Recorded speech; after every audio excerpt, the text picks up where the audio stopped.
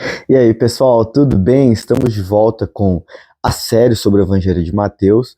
Já falamos sobre o capítulos 1 e 2 e hoje vamos explorar o capítulo de número 3. A ideia é sempre misturar a teoria com prática para que possamos entender melhor e aplicar ensinamentos de Jesus no nosso dia a dia, certo? Bom, se você perdeu os vídeos anteriores, dê uma olhada para entender o contexto completo. Eles ajudam a preparar o caminho para o que nós vamos ver agora. Vou deixar o link dos vídeos na descrição e também tem uma playlist do canal para que tudo fique organizado. No final de cada capítulo eu vou trazer um devocional para refletirmos juntos e aplicarmos o que aprendemos em nossas vidas. Certo? Vamos começar? Mateus 3. Naqueles dias surgiu João Batista pregando no deserto da Judéia. Ele dizia: arrependam-se, porque o reino dos céus está próximo. Este é aquele que foi anunciado pelo profeta Isaías. Voz do que clama no deserto: preparem o caminho para o Senhor, façam veredas retas para ele. As roupas de João eram feitas de pelo de camelo e ele usava um cinto de couro na cintura. O seu alimento era gafanhoto e mel silvestre. A ele vinha gente de Jerusalém, de toda a Judéia e de toda a região ao redor do Jordão. Confessando os seus pecados, eram batizados por ele no Rio Jordão. João Batista aparece de repente nos evangelhos, como uma figura-chave que prepara o caminho para Jesus. Enquanto Lucas fala sobre o seu nascimento e infância, Mateus mostra diretamente como o precursor de Jesus. João está no deserto da Judéia, em um lugar seco e desolado, e usa a palavra querisso, que significa anunciar com autoridade. A sua mensagem vai além de simplesmente mudar a forma de pensar. Ele está convidando as pessoas a se arrependerem e seguir o reino dos céus com o coração realmente transformado. João Batista vive de uma forma que mostra sua mensagem na prática. Ele come gafanhotos e mel silvestre, usa roupas feitas de pelo de camelo. Este jeito de viver simples mostra que ele estava longe do mundo normal, estava focado em uma vida espiritual pura. Algumas pessoas acabaram achando que João pudesse ser um essênio, que é um grupo de pessoas que vivia separado da sociedade para focar em oração e simplicidade. Mas, na verdade, João seguia tradições dos profetas antigos, como Elias, que também vivia fora da sociedade e preparava o caminho para Deus. João batizava aqueles que confessavam seus pecados, mostrando que o verdadeiro arrependimento exige uma mudança profunda e sincera. Ele desafia tanto os não-judeus, que se converteram ao judaísmo, quanto os judeus, chamando-os a se comprometerem novamente com Deus. Sua missão era preparar o caminho para Jesus, o Messias. E sua pregação nos lembra que o preparar o coração para o reino de Deus exige humildade, arrependimento e uma transformação verdadeira. João Batista, com sua vida e mensagem, desafia a refletir sobre o verdadeiro arrependimento e a viver de acordo com a vontade de Deus. Ele escolheu pregar no deserto, longe de grandes centros religiosos, mas mesmo assim as pessoas iam até ele, buscando as palavras e mensagens de transformação. Isso mostra que a força da mensagem é muito mais importante do que o lugar que é dada. João nos lembra que a verdade do evangelho pode brilhar em qualquer lugar, desde que a mensagem seja fiel e genuína. Verso 7. Quando viu que muitos fariseus e saduceus vinham para onde ele estava batizando, disse-lhes: raça de víboras, quem lhes deu a ideia de fugir da ira que se aproxima? Deem frutos que mostrem arrependimento. Não pensem que vocês podem dizer a si mesmos: Abraão é nosso pai, pois eu lhes digo que destas pedras Deus pode fazer surgir filhos a Abraão. O machado está posto à raiz das árvores, e toda árvore que não der bom fruto será cortada e lançada ao fogo. João Batista usou a expressão raça de víboras para descrever os fariseus e saduceus, comparando-os a cobras venenosas, que, segundo uma tradição antiga, elas devoravam as suas próprias mães. Então, chamar alguém de filhote de víbora era uma acusação muito séria.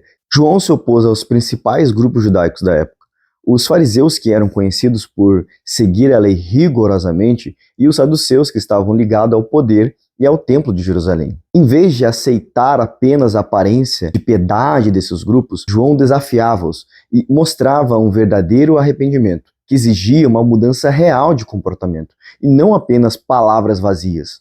Ele também questionava a ideia de que a salvação vinha apenas por ser descendente de Abraão. João dizia que Deus poderia até fazer filhos de Abraão a partir de pedras, mostrando que o verdadeiro arrependimento é mostrado através de ações verdadeiras, e não apenas de privilégios por uma família. Sua mensagem também incluía um aviso sério sobre o julgamento iminente, comparando-os ao machado que está pronto para cortar a árvore que não produzir fruto. Assim como o machado está esperando para ser usado, o julgamento de Deus está prestes a acontecer. João usava uma metáfora das árvores para mostrar que a verdadeira transformação espiritual vai além da aparência e requer frutos reais e duradouros, em vez de simplesmente ser visto como alguém importante ou tradicionalmente favorecido. Verso 11. Eu os batizo com água para arrependimento, mas depois de mim vem alguém mais poderoso do que eu, tanto que eu não sou digno nem de levar as suas sandálias. Ele os batizará com o Espírito Santo e com fogo. Ele traz a pá em sua mão e limpará a sua eira, juntando o seu trigo no celeiro, mas queimará a palha com o fogo que nunca se apaga. João Batista se compara com um escravo para mostrar a sua humildade e a grandeza de Jesus. Na cultura da época, as sandálias eram usadas por pessoas para andar em lugares empoeirados e sujos. E o trabalho de desatar as correias das sandálias era uma tarefa reservada aos escravos. João acreditava que sua missão era preparar o caminho para Jesus, que é o Messias. E isso demonstra e ele se vê como alguém inferior a Cristo. Ele reconhece que Jesus tem uma importância e uma santidade muito maior do que a dele. E por isso não se sente nem digno de realizar uma tarefa tão simples e humilde quanto desatar as sandálias de Cristo. Essa comparação destaca o respeito e a reverência que João tem por Jesus, mostrando que ele entende a grandeza do papel de Jesus em relação ao seu próprio ministério. João fala sobre a diferença entre o batismo com água que ele praticava e o batismo que Jesus traria. O batismo com água era um sinal de arrependimento e limpeza, uma demonstração visível do arrependimento.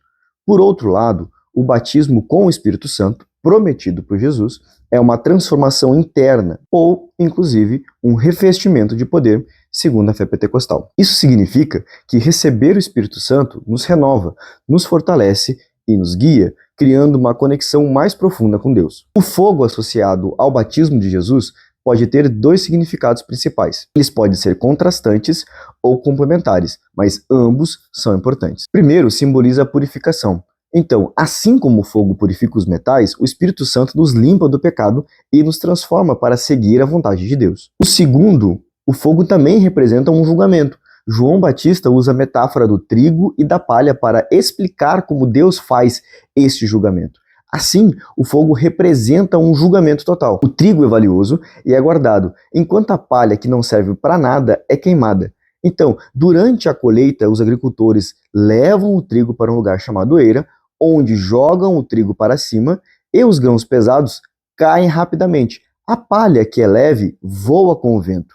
Assim, o trigo representa os que se arrependem e seguem a Deus, enquanto a palha simboliza aquelas pessoas que não acabaram se arrependendo. A palha será queimada, mostrando que haverá um julgamento para aqueles que não se voltaram e se arrependeram diante de Deus. Portanto, a expressão "ele os batizará com Espírito Santo e com fogo" é uma experiência que traz renovação e poder para viver de acordo com Deus. Enquanto o fogo é uma metáfora para a purificação ou julgamento, João Batista nos incentiva a buscar não só uma limpeza externa, mas uma verdadeira transformação com o Espírito Santo. Nos lembra da seriedade do julgamento para aqueles que rejeitam essa mudança. Verso 13. Então Jesus veio da Galileia ao Jordão para ser batizado por João. João, porém, tentou impedir-lhe, dizendo: "Eu preciso ser batizado por ti, e tu vens a mim?" Respondeu Jesus: "Deixe assim por enquanto. Convém que assim façamos, para cumprir toda a justiça." E João concordou. Assim que Jesus foi batizado, saiu da água. Naquele momento, os céus se abriram e ele viu o Espírito de Deus crescendo como pomba e pousando sobre ele. Então uma voz dos céus disse: Este é meu filho amado, em quem me agrado. Jesus saiu de Nazaré e foi até João Batista para ser batizado no Rio Jordão. João ficou muito surpreso e queria impedir que Jesus fosse batizado por ele, pois para ele, ao contrário, deveria acontecer. Mas Jesus pediu que João o deixasse batizar para cumprir toda a justiça, ou seja, para cumprir todos os requisitos divinos e religiosos. Você pode se perguntar por que Jesus, que não tinha pecado, precisava ser batizado. O batismo de Jesus foi uma forma de mostrar que ele estava se identificando com a humanidade e assumindo o lugar de nossos pecados. Foi um símbolo do que viria a seguir, quando ele se entregaria completamente pela humanidade na cruz. Quando Jesus saiu da água, algo incrível aconteceu.